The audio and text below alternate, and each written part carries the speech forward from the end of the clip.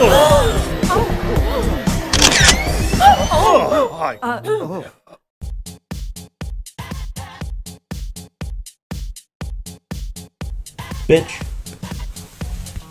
Where's my money?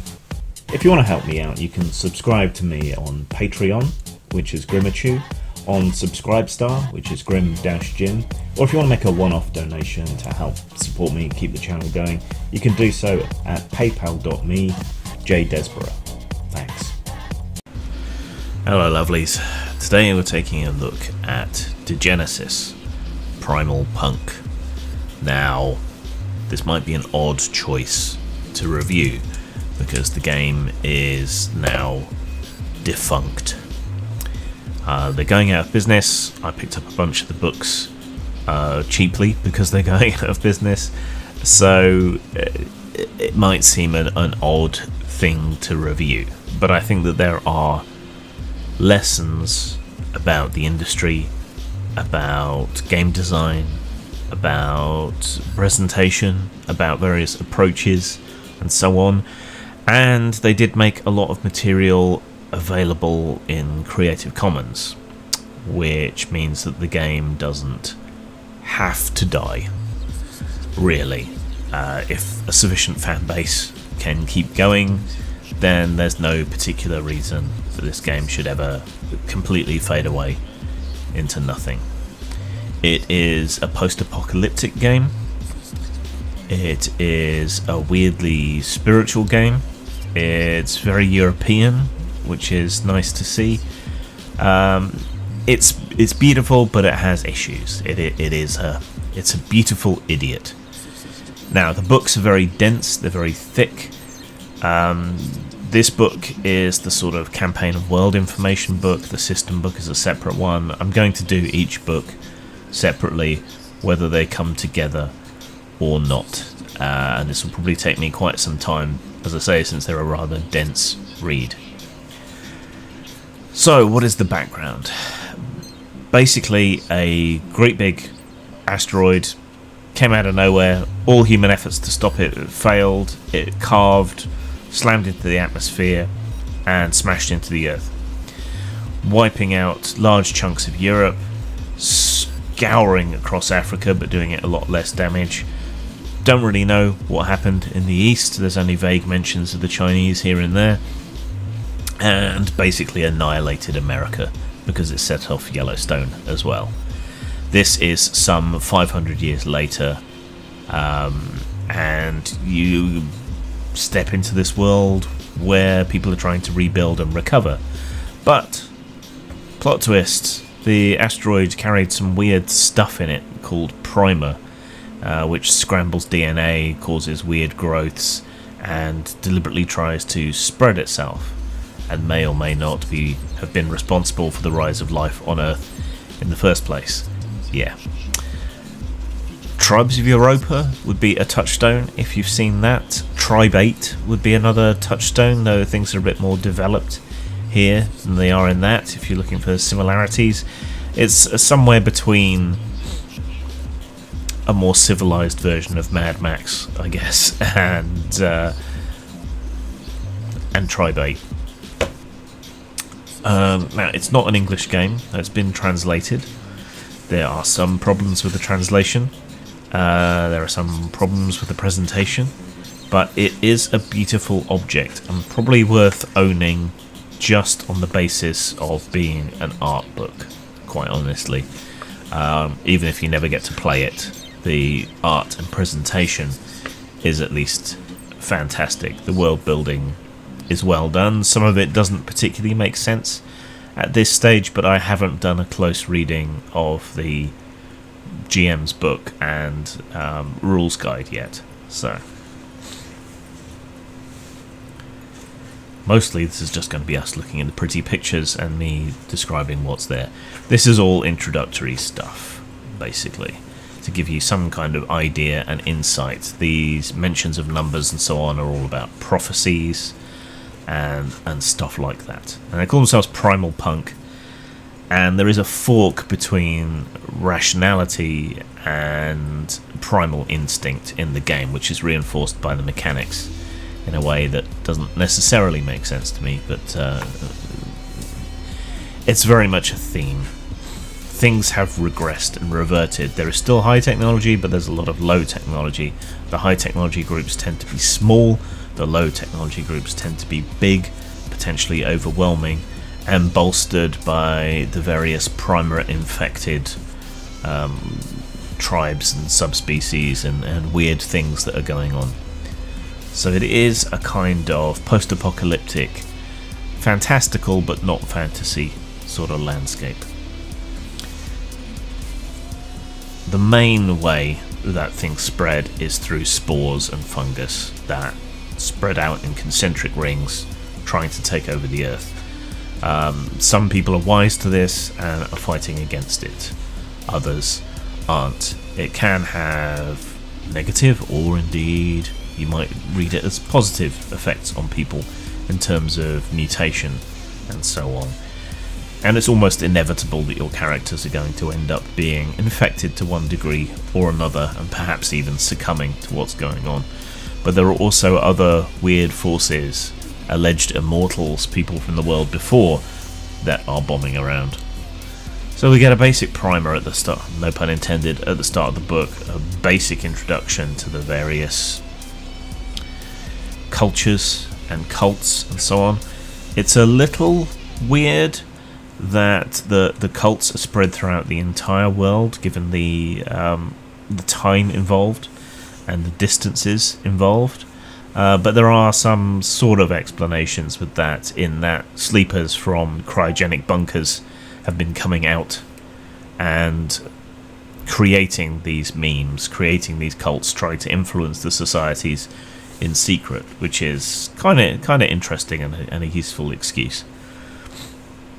Your character is largely defined by the culture and the cult that they come from. Culture is basically your nationality. So there are different areas that are basically derived from different areas in Europe. Borka, that's one of them. With the city Justinian, they are sort of law and order types, rather brutal law and order types.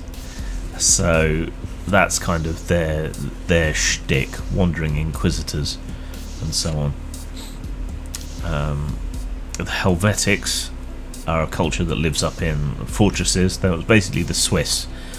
They retreated into a bunch of bunkers that didn't necessarily survive particularly well, but they're one of the most high-tech and heavily armed factions that exist. France is basically reduced to a giant swamp full of insects. So they're quite sort of mobile, quite sort of water-based in a lot of places, and scourged and ravaged by both the African forces that are kind of invading Europe in this setting, and pheromancers, who are sort of seductive, primer-infected people who create cults and so on around them. It gives France a sort of gothic, neo-gothic, I suppose, sort of atmosphere. More of a sort of horror touchstone, I would probably say. Britain has been reduced to a domain of pirates and so on. There's a separate book that gives a bit more background on that, which is interesting. Pollen is basically Poland. They're pretty primitive as far as societies go in this setting, but they're also one of the most entangled, I would say, with the primer. There is a fractal forest that seems to be in opposition to the fungal primer, which causes all kinds of interesting tensions and issues. The Balkans are as fractious as ever, but united against common enemies. Just the moment they've finished killing their common enemies, they all turn on each other. So, the more things change, the more they stay the same. The primer-infected people that tend to dominate areas of the Balkans have these sort of voice effects, which is a little strange and not as well explained as some of the other aspects. Speaking of explanations, The book is choppy in its language, I think due to translation. There are a few errors where there are paragraphs and so on missing, but not many here and there. Translation has obviously made the book suffer in a way similar to the way that Mechanical Dream, which was French-Canadian originally, suffered from translation. It also commits the cardinal sin of the old World of Darkness books, in that a lot of information is hidden away in fiction. The fiction is better, I would say, than the old World of Darkness fiction was, but even so, hiding useful information away in interminable purple prose is not a good way of conveying information.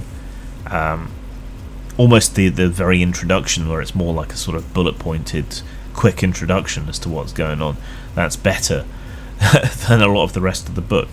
It is, to me, a cardinal sin also to present game information in terms of unreliable narrators, which also happens here and was also a problem with the old World of Darkness stuff. Hybrispania is engaged in resistance against the African invaders, and Spain has largely been turned into a jungle of sorts. Not that you'd know it from some of the illustrations.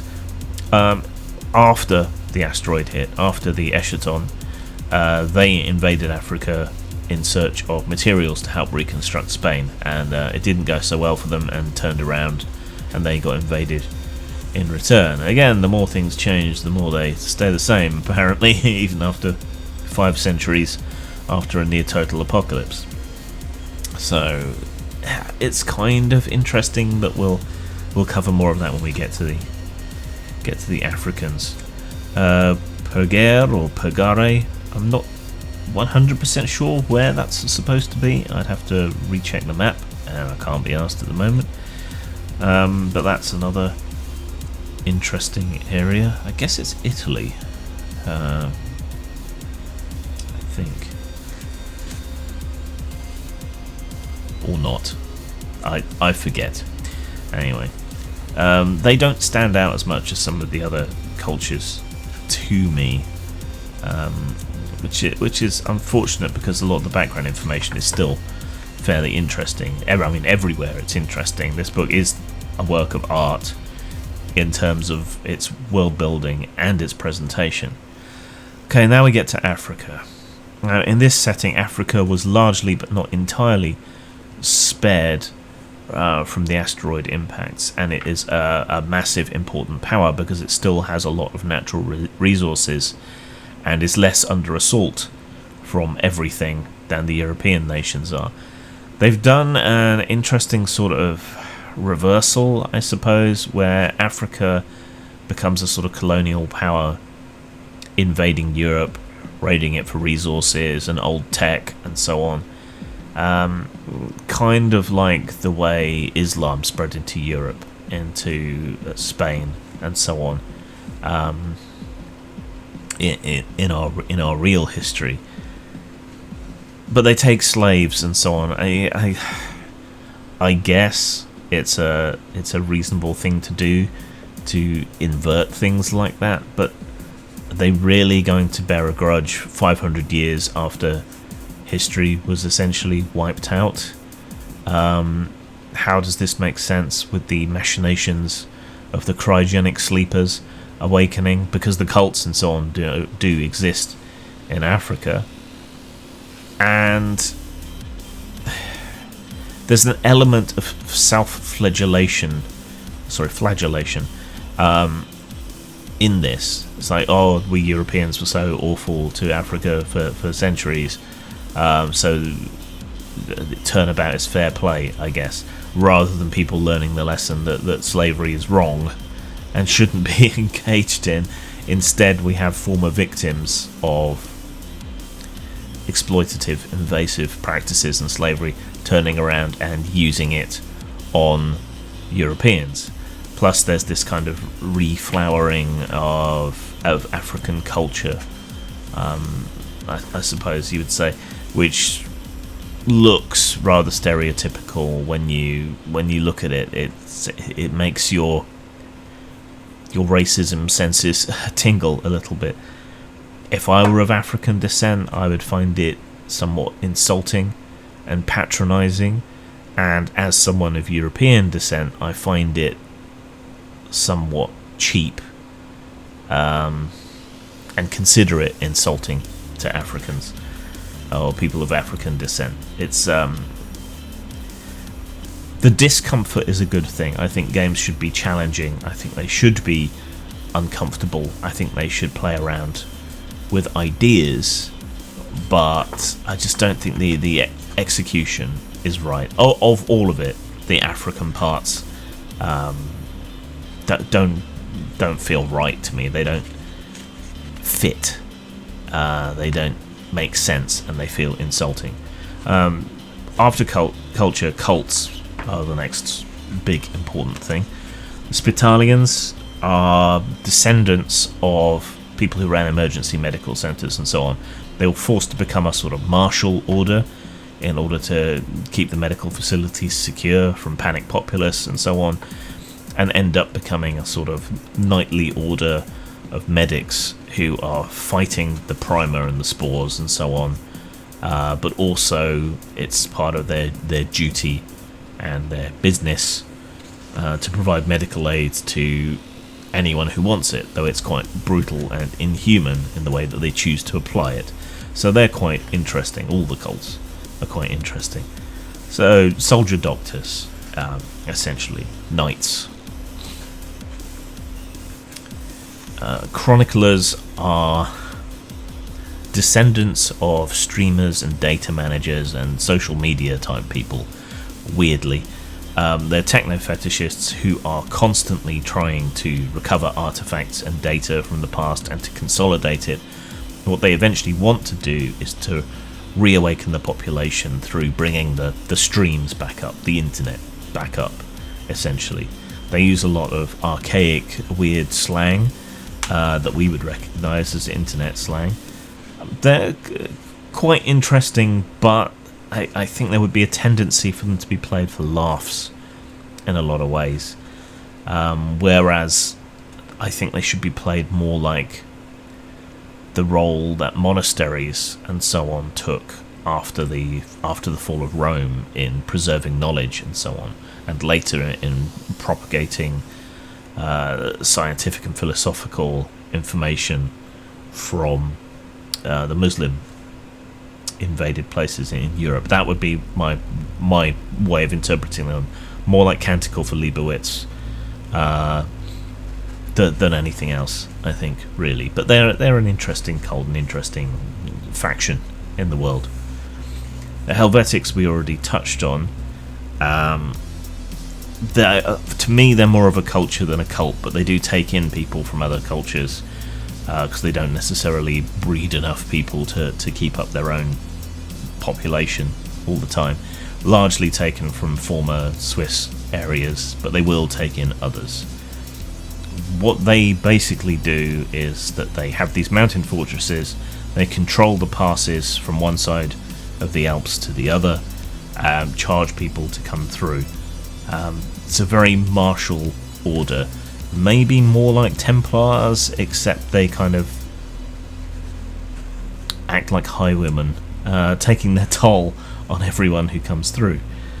But they're interesting. I think would be of great appeal to a lot of players. They're very much a martial order, so Templars is probably the best sort of comparison you could make. They have access to some of the most modern and up-to-date weaponry of any faction.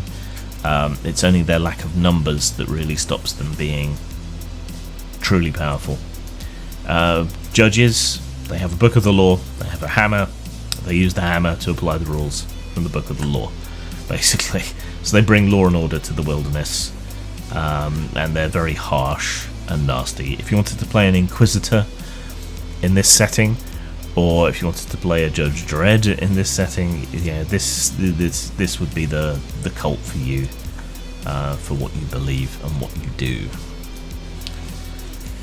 The clans are the people who are still barbaric, kind of outside of the purview of civilization, but they have their own perks and quirks and are more exposed to the primer than most other people. So they're an interesting, more spiritual, barbaric sort of set of characters and beliefs. But clans are found everywhere outside the walls of civilization. Civilization is largely limited to the cities and the farms that surround them, and everywhere beyond that, pretty much, is the tribals. Scrappers, while that other cult is all about information and so on, they don't tend to go out searching themselves, they get scrappers to do it. So scrappers dig around in the dirt looking for old tech, old data and so on, and then trading it. And that's their shtick. Like prospectors is probably the best way to think about them, but they're enamoured of the old stuff. They very much might have access to weird artifacts and technology from the time before. The disaster didn't happen till later in our timeline, so there is some futuristic technology here and there around. But they also expose themselves to a great deal of danger. The Neo-Libyans are the driving force behind Africa, I would say. There is a cult of money, a cult of trade, and that is very much what they do. And as such, in that constant search for wealth, they're the driving force behind slavery, the African conquest, and pillaging of southern Europe that is going on. Personally, I think the Africans would be best used as an antagonist faction in this, which will probably get me called racist, but there you go. But they are slavers, so they've obviously got it coming to them. Scourgers are the warrior caste of the African culture. They have access to caches of old weapons and equipment, particularly armour, though it's hundreds of years old at this point, some of it. But you can see what I mean about the kind of patronising, stereotypical African presentation that we see here. They're very disdainful, very aloof, very, very set in their ways, but take their duties extremely importantly, possibly too importantly, you might say. I mean, the art's fantastic, but you just gotta worry about it. Anubians are successors to ancient Egyptians. I would say that's the most mystical of the cult factions that you'll find in the books. They go through a lot of shit to become an Anubian, and they're somewhat cut off from the rest of the culture. They're sort of mysterious and threatening, but they have links going back to experiments before the Eschaton. So, closest to a mage stereotype, I would probably say. But it's not clear how much of that is bullshit and how much isn't.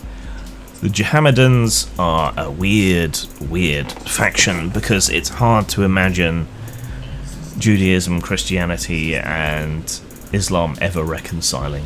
But that's basically what we have here. Probably most closely hewing to the old tribes of Israel. Excuse me. As you can probably see from the illustrations, that's very much the idea behind them. They're supposed to be nomadic, supposed to be shepherds and herders, and they're one lot of religious nutcases, though weirdly slightly less fanatical, I would say, than others.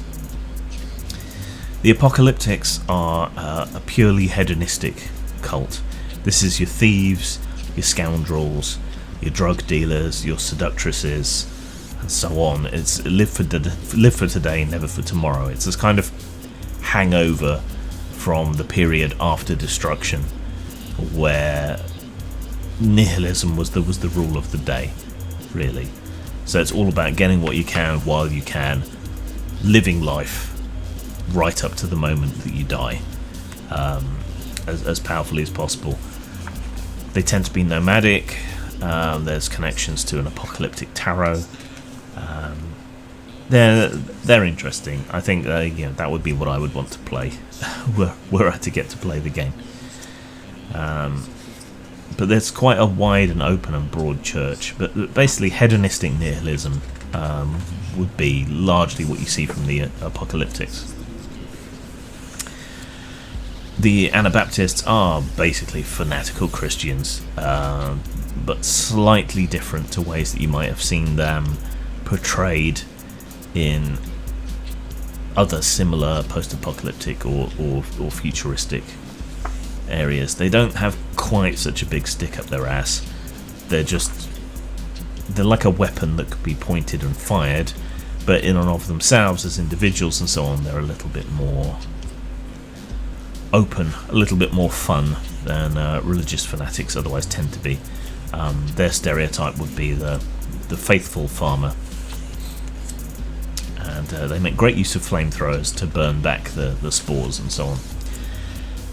Palers aren't exactly, I don't think, a player character option, though you can make Palers as characters. These are the descendants of people who were guardians of the underground cryogenic storage chambers. They've basically lost a lot of knowledge and become a cult, kind of like in Warhammer 40,000, and they have adapted and changed to their underground world more rapidly than would probably happen in real life, but it makes a certain kind of sense. They tend to be bald, they tend to be very pale, they don't tend to cope well with sunlight, and they kind of worship technology, and they treat the sleepers as gods, and will accompany and act on their behalf as the sleepers awaken, though not all the sleepers are awakening in the right way. They are used to being provided for originally by the technology that maintained the bunkers, but now they have become raiders, nighttime raiders, going after farms and other settlements and taking what they need, because that's how they think, that these are storehouses that are being supplied for them, essentially. They're a weird little faction, but an interesting one. Another one that's best used as a antagonist rather than a protagonist, I think, because what is the appeal in playing a squat, pale, nasty little fanatic? Unfortunately, which is a shame because they're quite interesting. But maybe playing a paler campaign would be one way around that, perhaps. Then we get history, we get timelines, multiple timelines that overlap, and this is another useful summary, but again, it's hard to tell which aspects of it are genuine, which are unreliable narrators. Yeah, you know why people do that, but also it does make it a little harder to really get a concrete grasp on the setting when everything is point of view. That's unfortunate. The index is okay, not brilliant, but it's okay. And then we end up with another map. So, how do you score this? Style. It is a very nice lump of a book, one of two that form the core set. Very nicely bound, good end papers, amazing art, as you've seen. The presentation of some of the text is a little hard to read, and there are issues with the translation here and there, and the choice of presentation for some of the text makes it hard to read. White on black text is deeply unpopular with some people. I like it, maybe even prefer it, but a lot of people don't. So I have to take all that into account. But it is a beautiful item. A high 4 for style. It's the presentation of the text that lets it down. and the way in which they've chosen to present the text that lets it down. Otherwise it would be a 5, but 4 purely on the textual issues. In terms of substance, there is a shitload of stuff in here, and it is fascinating, but it is a dense and a tough read, and in practical terms, as a game manual, it's not that useful.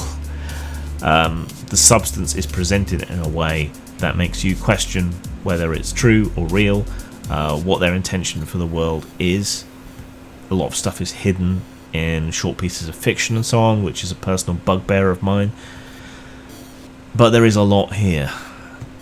Still a low 4 for substance due to the difficulty and the contradictions, just the bad way in which that content is presented, which puts it in your way, makes it harder to digest the information. So a low 4 for substance. So even so, that is 8 out of 10 or 4 out of 5. If you can get a copy, I would recommend it. There are PDFs which you can get. A lot of them are free, and it's a thing worth having on that basis as well. You could always get the PDFs and then print your own copy at a print shop or on lulu.com or something. It won't be as good quality as this, but then at least you'll have the game. And because some of it's Creative Commons, it may yet live on. It's a fascinating setting, which is part of what counted against it, I think. So much stuff to take in, so much stuff to understand and ponder and read through, that it presents a challenge to people who are coming in to play it. I think language went against it. I think the sheer density of material went against it. It doesn't have an easily graspable idea. It's very much its own thing. They tried to do what Posthuman Studios did with Eclipse Phase, but it just didn't work for them, and I think that's due to the density, the weirdness, and the language barrier. Zang. The Atomic Age, with its A-bombs, transistorized radios, jet engines, and a new breed of dangerous supervillain, requires heroes to face the challenge. That's where you come in. The world needs you, Agent. Agent of Swing.